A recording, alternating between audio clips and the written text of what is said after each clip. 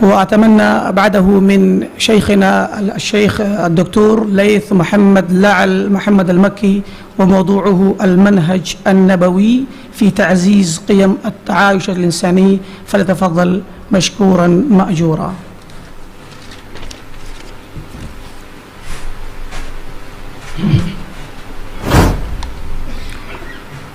السلام عليكم ورحمة الله وبركاته. الحمد لله رب العالمين، والصلاة والسلام على خير خلقه محمد وعلى آله وصحبه أجمعين، أما بعد، فهذا ملخص البحث بعنوان المنهج النبوي في تعزيز قيم التعايش الإنساني. من المزايا الرئيسة للشريعة الإسلامية أنها في كل أحكامها ومبادئها وتوجيهاتها ذات صبغة إنسانية عالمية، فهي رحمة للناس وهداية للناس، فليست شريعة لجنس خاص من البشر أو إقليم معين في الأرض. لذا عملت دعوة الإسلام لبناء جسور التعاون والتعايش بين جميع الشعوب والقبائل والأمم، مصداقا لقوله تعالى: وجعلناكم شعوبا وقبائل لتعارفوا إن أكرمكم عند الله أتقاكم إن الله عليم خبير. والمنهج النبوي الذي يعد منهجا تطبيقيا عمليا للوحي الإلهي عمل أيضا لبناء أسس التعايش الإنساني بما يملكه من أدوات ووسائل وقيم ومبادئ إنسانية فاعلة. وفيما يلي قيم التعايش الإنساني التي تضمنها المنهج النبوي: أولا، حرية التعايش السلمي. إن عدم إكراه الغير على اعتناق العقيدة الإسلامية مبدأ ثابت في المنهج النبوي، وقد منح الإسلام اليهود والنصارى الحق في الوجود جنبا إلى جنب مع المسلمين تحت مصطلح أهل الذمة، يعيشون مع المسلمين في أمن وطمأنينة، لهم ما للمسلمين وعليهم ما عليهم. ولم ينقل عن النبي صلى الله عليه وسلم أنه أجبر أحدا من أهل الذمة على الإسلام.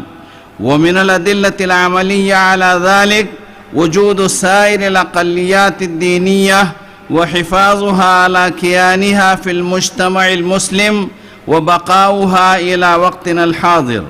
ثانيا، قيمة الأمن. لا بد من أن يأمن كل إنسان سواء داخل المجتمع المسلم أو خارجه على نفسه وأسرته وعرضه وماله وفكره من كل اعتداء خارجي أو داخلي. وقد وضع النبي صلى الله عليه وسلم قانونا حاسما في حرمة قتل المستأمن والذمي وكل من يخضع لعهد المسلمين وذمتهم، فقال صلى الله عليه وسلم: أيما رجل أمن رجلا على دمه ثم قتله فأنا من القاتل بريء وإن كان المقتول كافرا. وقد نصت وثيقة المدينة على القانون العام في حفظ الدماء والأموال والأعراض، فجاء فيها: ولهم ما لنا وعليهم ما علينا. وبين النبي صلى الله عليه وسلم الانتقاص من حقوق غير المسلمين أو أخذ أموالهم أو شيء منهم بغير طيب نفس. يقول النبي صلى الله عليه وسلم: من ظلم موحدا أو انتقص من حقه أو كلفه فوق طاقته أو أخذ منهم شيئا بغير طيب نفس فأنا حجيجه يوم القيامة. وهكذا يتضح المنهج النبوي في حفظ الأمن بمفهومه الشامل الذي يتضمن النفس والمال والعرض، وأصبح منهجا سار عليه المسلمون على مر العصور. ثالثا، قيمة العدل. إن الإسلام يقيم الحياة بين الناس على أسس العدل ليأخذ كل صاحب حق حقه بعيدا عن لونه أو جنسه أو دينه. إن مسؤولية إشاعة العدل ونشره ومنع الظلم هي مسؤولية مجتمعية تقع على عاتق كل مسلم. فقال صلى الله عليه وسلم: انصر أخاك ظالما أو مظلوما، فتنصره ظالما بمنع ظلمه وشره ونهيه عن غيه وإعانته وعونه على العدل والإنصاف. فمنهج النبي صلى الله عليه وسلم يقوم على مد جسور التعاون والتكافل والتعاهد مع الآخر في كل ما من شأنه أن يرفع الظلم وينصر المظلوم. وحرص النبي صلى الله عليه وسلم على مراعاة جانب العدل مع غير المسلمين. رابعا المساواة. يستوي في الإسلام جميع البشر دون النظر إلى ما بينهم من فروق عقدية أو شخصية أو اجتماعية، ويقرر أن لغير المسلمين في أي بلد خاضع للمسلمين ما للمسلمين من حقوق وعليهم ما على المسلمين من واجبات. وهذه المساواة ركيزة أساسية للتعايش ودعم نفسي ومعنوي لغير المسلمين للعيش في المجتمع المسلم وعدم الشعور بالعزلة، وتعطي كل ذي حق حقه من المسلمين وغير المسلمين. في قصة طعمة بن عبيرق عندما سرق درعا وجراب دقيق، وعندما انكشف أمره اتهم يهوديا بالسرقة، وعندما تبين للنبي صلى الله عليه وسلم براءة اليهودي حكم له على طعمة، وبذلك ساوى النبي صلى الله عليه وسلم بين طعمة واليهودي بالقسط بينهما. خامسا الرحمة هي رقة في القلب وعطف في النفس يبعثها على بذل الخير للآخرين، وهي ركيزة رئيسة في التعايش الإنساني وتعد أساس العلاقات الإنسانية. وقد استفاضت الأحاديث النبوية التي تدعو إلى الرحمة، فقال صلى الله عليه وسلم: لا يرحم الله من لا يرحم الناس. وكلمة الناس هنا تشمل كل فرد دون اعتبار بجنس أو لون أو دين. ومن الصور الجلية لرحمته صلى الله عليه وسلم مع غير المسلمين من الكفار ما وقع للنبي صلى الله عليه وسلم في الطائف من أشد الأذى من أهلها، فناداه ملك الجبال وقال: يا محمد إن شئت أطبق عليهم الأخشبين. فقال النبي صلى الله عليه وسلم: أرجو أن يخرج الله من أصلابهم من يعبد الله لا يشرك به شيئا. وفي هذا دلالة واضحة على عظيم رحمته صلى الله عليه وسلم مع شدة بلائه وقربته. إن تطبيق الرحمة في المنهج النبوي عمل على زرع المحبة والألفة وترقيق العواطف ونشر الخير والتسامح والكرم، وأضعف عاطفة الشر والشح والظلم والعدوان. سادسا التسامح والعفو. يكون التسامح بتيسير الأمور واللين فيها، ويتمثل العفو بالتجاوز عن الذنب وترك العقاب.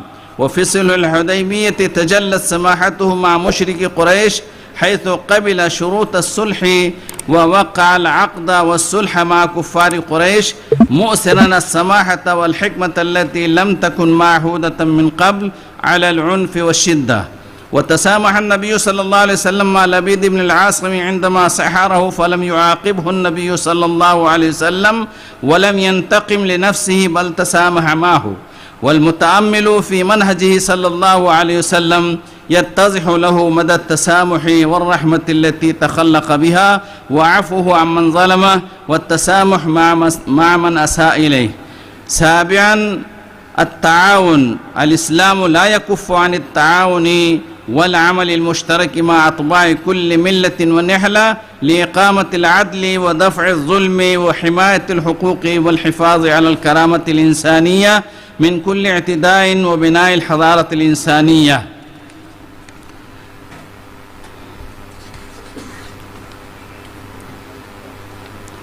إنما سبق استعراضه من قيم نبوية لتحقيق التعايش الإنساني لتعد ردا علميا ومنهجيا على تلك النبتة التي نبتت عند بعض المسلمين بغير هدى ولا بصيرة، فاستباحت دماء المسلمين وبغت عليهم ورشقت أهل القبلة بنبال الكفر من كل جانب، واستحلت حرماتهم وروعت أمنهم بدعاوى باطلة كتغيير المنكر والجهاد والإصلاح، ولا يرون منهجا إلا منهجهم، ولا جهادا إلا جهادهم، ولا عالما إلا عالمهم، بل يرون أنفسهم الممثل الحصري للإسلام وروج لهم من أعداء الإسلام لصد الناس عن الإسلام، فهذا الخلل الفكري في فهم المنهج تحول إلى سلوك عنفي. بعد استعراض قيم التعايش الإنساني في المنهج النبوي، تبين لنا كيف بنى النبي صلى الله عليه وسلم منهجا إنسانيا له غايات محددة وتشريعات واضحة وأسس قويمة، مستمدا وصوله من الوحي الإلهي ومنسجما مع القوانين الإنسانية والحقوق العالمية. فعلينا الالتزام بهذا المنهج ليساهم في إعادة الوعي والفهم الصحيح للمنهج النبوي في تعزيز قيم التعايش الإنساني ونشر قيم التعاون والتكافل والعدل والإحسان بدل خطاب الكراهة والعداء. وصلى الله على نبينا محمد وعلى آله وصحبه وسلم. السلام عليكم ورحمة الله وبركاته.